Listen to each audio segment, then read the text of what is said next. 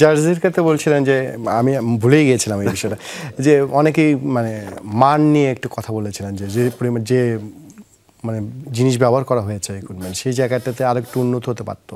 Of course আমাদের actually 3টা quality আছে যেটা আমরা আগে কখনো স্বীকার করি নাই। প্রথম কোয়ালিটি হলো যেটা আমাদের প্লেয়াররা খেলে, সো আমরা সেই কোয়ালিটিটা কিন্তু এখনো রিলিজ করি নাই টু দ্য মার্কেট।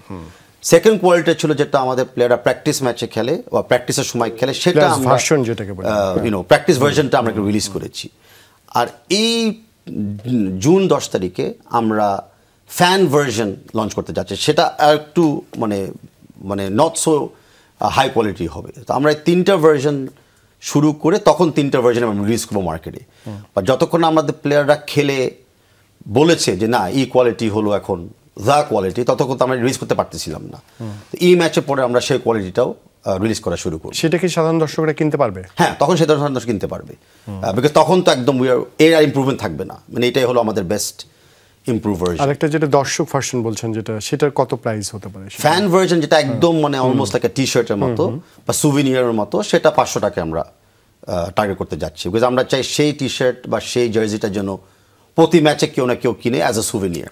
আর মেইনটা যদি মানে প্লেয়াররা যেটা পড়বে আমি সেটা কিনতে চাই একজন দর্শক, সেটা মেইনটা এখন যেটা আমরা দিতে যাচ্ছি সেটা আই থিঙ্ক হলো 1200 টাকা আমরা ইয়ে করেছিলাম। আর মেইন যেটা হবে সেটা হবে 1500 টাকা, জাস্ট আ স্মল ইয়ে। কিন্তু প্লেয়ার ভার্সনটা প্রবলি একটু সময় লাগবে পেতে অর্ডারের পরে, আর নর্মাল ভার্সনটা অলরেডি অ্যাভেলেবল থাকবে, কিনতে পারবে। এবং ওই প্লেয়ার ভার্সনটা পেলে আমরা তখন হয়তো বলতে পারবো যে কোয়ালিটিটা কীরকম হচ্ছে।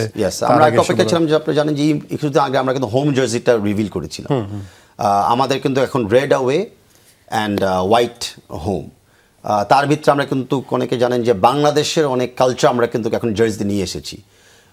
জামদানি প্রিন্ট আছে আমাদের বাঘের একটা টেক্সচার, পাখির টেক্সচার, যেগুলো আমাদের মানে বাংলাদেশের কালচারটাকে প্রমোট করা।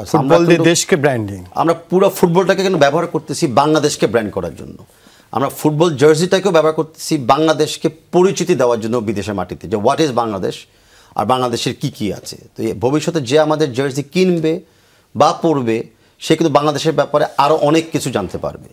এবং যেটা হয় যে জার্সি কিন্তু দেখা যাচ্ছে ওয়ার্ল্ডের অন্য জায়গাগুলোতে খুব বেশি একটা চেঞ্জ হয় না, মানে একটা মৌসুম অন্তত এইরকম জার্সি পরে খেলবে, তাতে হচ্ছে ব্র্যান্ডিং হয়, মানুষ চেনে, বারবার পরিবর্তন করে না। আপনাদেরও কি এরকম প্ল্যান নাকি?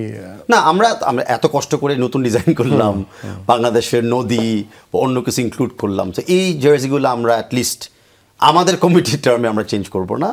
বাট যেটা আমরা করবো, আমরা থার্ড একটা কালার আনবো। এখন তো আমাদের খালি 2টা হোম অ্যান্ড ওয়ে কালার্স আছে, আমরা থার্ড একটা কালার আনবো যেটা আমাদের থার্ড সেট যেটাকে বলা হয়।